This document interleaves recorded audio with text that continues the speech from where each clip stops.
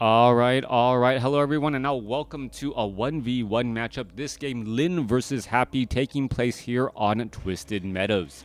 Let's go ahead and get to that 2-minute mark, see what heroes will be looking at and playing with today. Lynn opening things up with a Farseer, going up against a Death Knight. Death Knight makes a lot of sense on Twisted Meadows because of the sheer size of the map. You do want to have access to that Unholy Aura faster to move your army and your units around. Farseer off on the other side of the map, already bringing out some Spirit Wolves, trying to chase away some of those Acolytes as well. Now my voice is starting to go. I know you wanted a 2v2. You can't always get what you want. Constantly trying to teach my children that, but I don't think that lesson sticks either. All right, Death Knight going after this Null Brute. Here is this Farseer. You're going to try to get the last attack there, picking up a Cloak of Shadows, and now finally going after this Null Poacher. The Farseer is here to poke against all of these units, but the Death Knight is just still here, like, pretty much ignoring that Farseer. Low hit point Ghoul gonna try to retreat to the very far back. This Spirit Wolf may find some attacks here, but a quick Death Coil to force the heal against Happy. Happy going up against a Farseer now, trying to chase down that unit. Death Knight now looking to, well, chase against that Farseer, but Farseer, well, Death Knight movement speeds are very, very similar. Coming back around, a couple of skeletal minions. It looks as though the ghouls are just going to try and engage here. However, the wolves are just still poking apart as the ghouls have made their way to the far creep camp, and now the Death Knight is going to be brought back over. All right, are we going to see death there? Yes, there's a death right there, trying to go after all of these units, and Happy doing an amazing job keeping all of the all of his units alive, splitting all of the action here. Picks up a Slippers of Agility as this low hit point Ghoul, down to 34 hit points, going to be back on Blight, finally being able to regenerate a little bit more hit points. But I believe the Farseer, is it going to get a final shot off? Well, it looks like it is just going to summon Wolves instead, knowing that the Shadow Wolves will try to make their way across. One Nerubian tower here. This low hit point Ghoul doesn't want to engage as the Death Knight now considers his options. Wow, I would have thought that Happy's Ghoul would have been certain death, but no, not the case here, as a Graveyard summoned to try and close that door. Happy clearing out more creep camps with some ghouls and some skeletal minions. Meanwhile, Farseer barely on the board with any experience, having to deal with this Death Knight who has cleared out 3 of these green creep camps already and well on its way to level 3. Skeletal minions, no more Rod of Necromancy. I don't see the backpack, well, no backpack upgrade on those ghouls, as those ghouls are retreating back again. All right, Tech to Tier 2 should be done momentarily. Undead will want to do a lot of things simultaneously. Upgrade the Tier 3, build a slaughterhouse, and train up that Lich. Death Knight hiding himself in the middle of the battlefield. And, well, hiding himself in the middle of the battlefield right here, and with these wolves nearby. Now, what has gone on back at Lynn's base? Lynn has been harassing a lot and now is going into a bestiary with going into Fortress. Is he trying to go for Envenom Spears as a surprise that may really catch Happy off guard? Farseer, Shadow Hunters are out on the battlefield, does have Hex, but these two heroes by themselves not very effective at trying to clear out creep camps, as we're looking at a swarm of ghouls now making their way across. All right, those ghouls actually representing a very large danger against all of these units. There goes a quick hex here. Death Coil gonna find that target. The Null Overseer, well, he felt crabby and now finds himself in the middle of nowhere, needing to go back to his creep home. All right. Dual Bestiary. Sorry, didn't see the other Bestiary, or wasn't training at the moment, so dual Bestiary. We see Frost Nova now being trained up by the Lich. We are looking at a couple of Gargoyles as well. If we go for Envenom Spears, that is those Envenom Spears could do large amounts of burst damage and damage over time together. What is that? 37 over 40 supply. Need to get a couple of more Orc Burrows. No, sorry, 38 over 41. Still needs to get more Orc Burrows as we're looking at these units. Well, gonna get cleaned up here. All right, the Wind Riders purposely trying to stay away. Still no level 2 on any of these units or heroes.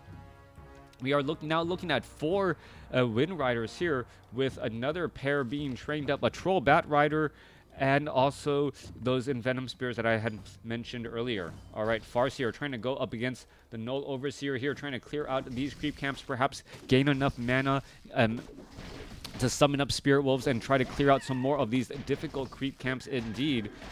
Well, waiting for the Envenom Spears. There it is now. That damage over time, well, ticks away pretty quickly as those Wind Riders Spears damage do stack. That poison damage does stack. Ugh. All right. Here we are, here we go. We're going to see a Hex. No Hex there. Going to go straight after that Forest Troll Warlord. Damage over time. Shadowhunter trying to retreat to the back. Wants to get to level 2. Troll Warlord taken down. There's a double level up. Shadowhunter should perhaps try to get some healing wave. Forest Troll High Priest getting picked apart pretty quickly. There's a healing wave there. Forest Troll High Priest now down. Manual of Health.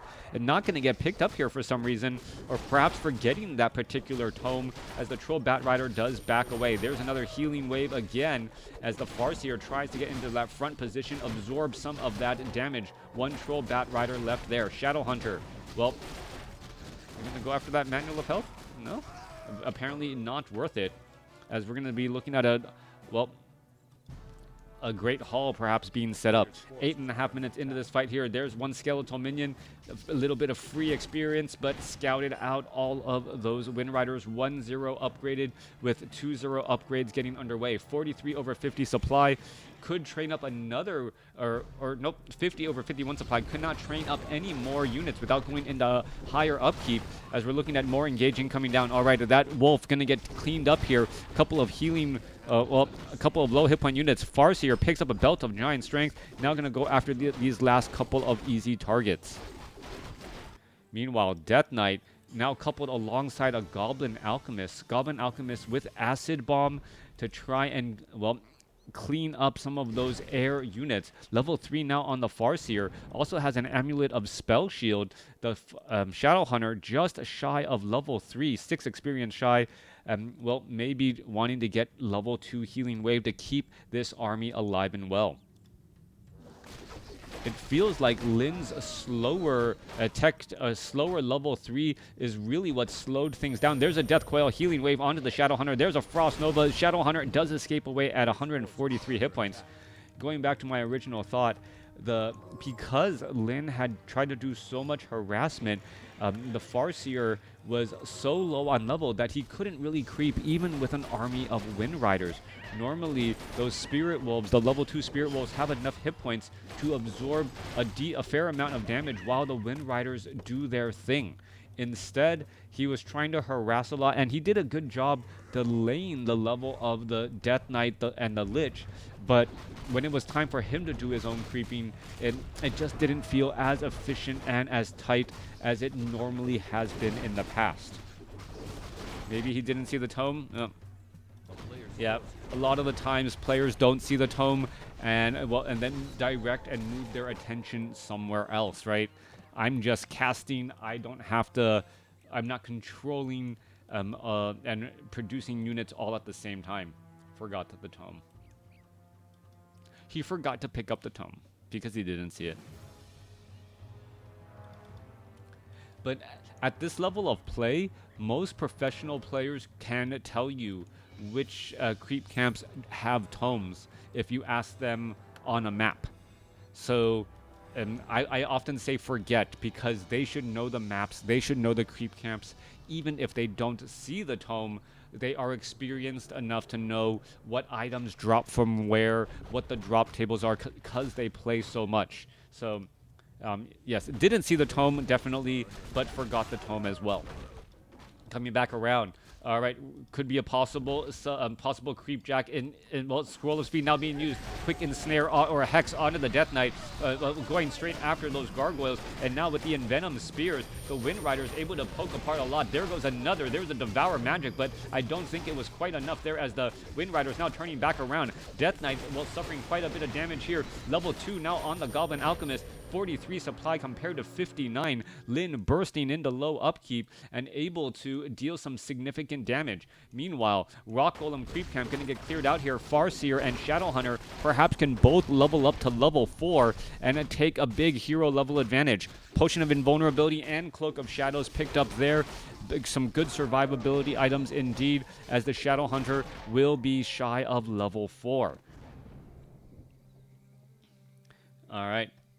Looking at a potential, well, problem again. Are we going to see some units getting caught in between? There's an ensnare onto the Lich, and that's exactly what you want to see. There's going to be a Death Coil, but the Death Coil was mid-cast, and Devour Magic to remove the Hex in order to get the Death Coil off the save. Meanwhile, we're still looking at a bit of chasing here. No Scroll of Speed any longer, and now the Lich could be in trouble. There's another Frost Nova to go across again, as there's no Scrolls of Healing that I see on the Orc army. Meanwhile, coming back around, trying to pick off some more units. Shadowhunter trying to clean up again, and has done exactly that.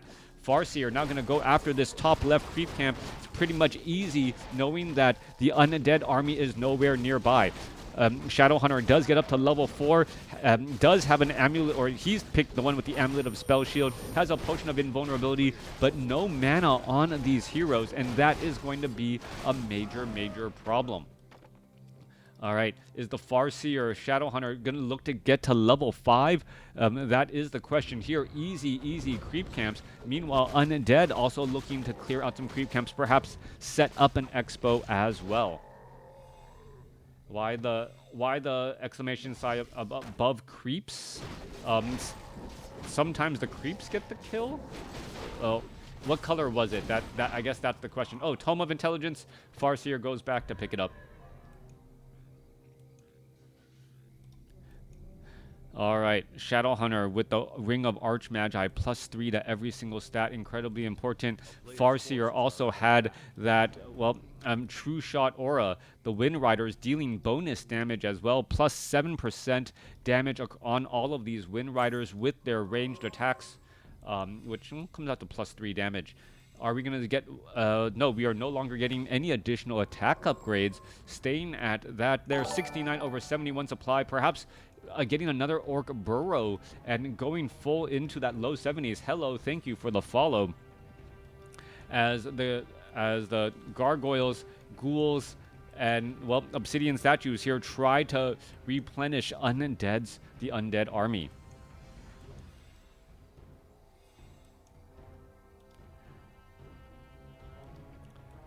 Farseer, Shadowhunter getting ready to, well, clear out this creep camp here. And, well, what's happening on the top right, Happy has not scouted out where Lin is. He's going to see an open creep camp there. However, no level up on these heroes. Is he going to perhaps try and go after this Goblin Laboratory creep camp? I believe he is. There is a Shade keeping track, so he knows exactly where Lin is, but is deciding not to engage just quite yet. Perhaps he really wanted level 3 on that Goblin Alchemist for level 2 Acid Bomb, and perhaps level 2 Unholy Aura for faster movement speed, as the Farseer will get to level 5. All right, that is important to note. Level 5 Farseer, level 3 Shadow Wolves, as well, a couple of Clarity Potions, tiny Great Hall being used here. Peons, perhaps going to set up an Orc Burrow or a Watchtower. Nope, just going to try to mine a little bit of gold first. All right. Shadow units making their way across here. Raiders are going to be in position. Tiny Great Hall. Well, Pocket Hall. Come on, set it down. Oh, the Shade, is the Shade blocking the position? Thank you for advertising on my channel. And by thank you, I mean don't. But no, what's it called? At my, there we are. Like Lin has to know what's up, right? Lin has to know that there's a little Shade keeping track of him, and that's what the problem is. All right, going into an engagement now. Well, defending this location here. We do have a couple of Shadow Wolves. Farseer, Troll Bat Riders, are they going to try to find their positions? There's Scrolls of Speed, and here we are poking apart. There's a Frost Nova, and the Frost Novas were there to try and slow down the Troll Bat Riders, but Scroll of Speed was used at the start of the battle.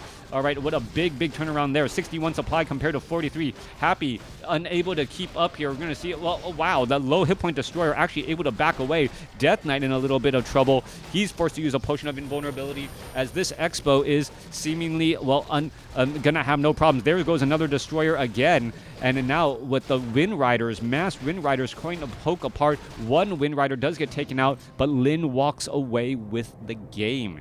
A beautiful win over Happy, delaying Happy early on and not being able to really level up as much as he wanted. And Lin then just using those Envenom Spears Wind Riders for the win. Thanks for watching. Thanks for listening. Let me know what you guys thought about this game in the comments below.